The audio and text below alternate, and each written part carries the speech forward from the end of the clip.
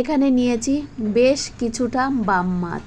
বাম মাছগুলো কেটে ধুয়ে আমি কিন্তু পরিষ্কার করে এনেছি। আর এটার মধ্যে কিন্তু অনেক আঁশ ছিল, তো ভালো করে আমি ধুয়ে পরিষ্কার করে এনেছি। তারপরে লঙ্কার গুঁড়ি দিয়েছি, হলুদ দিয়েছি আর নুন দেব, দিয়ে মাছটাকে মাখিয়ে রেখে দেব। এই বাম মাছের আজকের ঝাল করব, তো তোমরা পুরো ভিডিওটা দেখতে থাকো আমি কীরকমভাবে ঝালটা করব।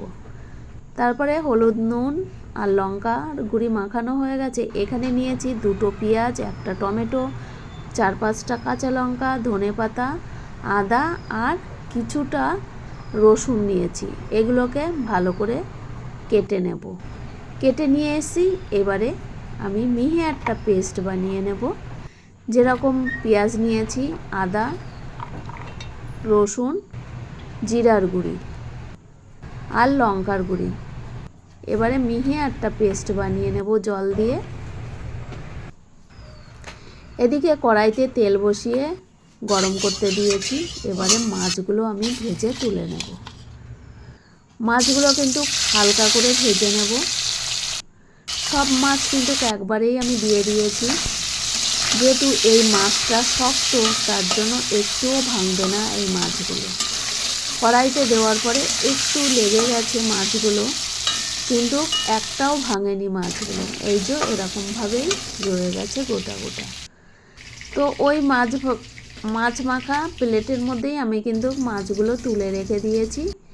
এবার ওই মাছ ভাজা তেলের মধ্যেই দিয়ে দিয়েছি বেশ কিছুটা গোটা জিরে, 1টা শুকনো লঙ্কা আর 1টা টমেটো কেটে রাখা। এবার টমেটোটাকে একটু নাড়িয়ে চাড়িয়ে তারপরে যে মশলাটা বানিয়ে রেখেছিলাম সেই মশলাটা দিয়ে দেবো। হালকা করে একটু জল দেব, পরিমাণ মতন হলুদ আর পরিমাণ মতো নুন দিয়ে আর কাশ্মীরি লঙ্কার গুঁড়ি দিয়ে ভালো করে মশলাটাকে আমি কষিয়ে নেব। কষাতে কষাতে যখন তেল ছেড়ে আসবে তখন আমি দিয়ে দেব জল। বেশ ভালোভাবে আমি কষিয়ে নিয়েছি। আমি কিন্তু কালার হওয়ার জন্য কাশ্মীরি লঙ্কার গুঁড়িটা দিয়েছি। তারপরে দেখো পরিমাণ মতন জল দিয়েছি। আমি খুব একটা ঝোল করব না, একদম গামাখা করব। তারপরে কিন্তু ঝোলটা ফুটে গেছে, আমি মাছগুলো দিয়ে দিয়েছি।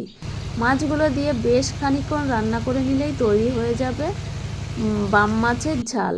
তারপরে দেখো আমি কেটে রাখা ধনেপাতাটা দিয়ে দিয়েছি।